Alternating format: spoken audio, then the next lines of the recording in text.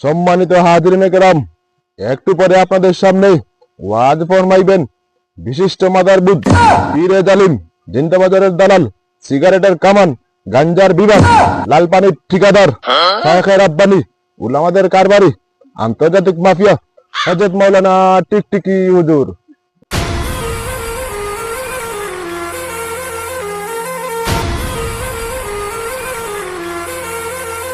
হুজুরের আগমন, হুজুরের আগমন, মাফিয়া হুজুরের আগমন।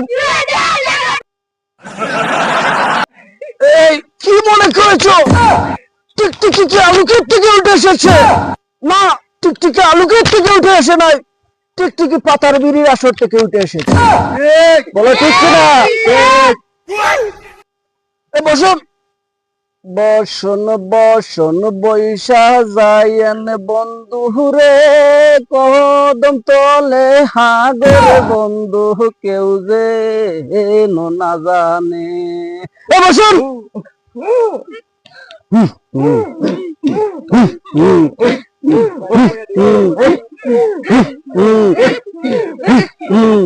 ঠিক আছে আমার প্রিয় ভাইয়েরা, কি বলবো, আজ আমাদের দেশের নারীরা পর্দার বিরুদ্ধে আন্দোলন করে।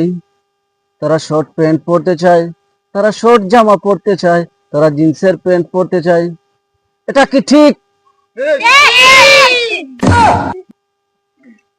গভীর মনোযোগ ভাইয়েরা আমার, গতকাল রাত্রে আমার বউ বলল পার্টিতে যাবে।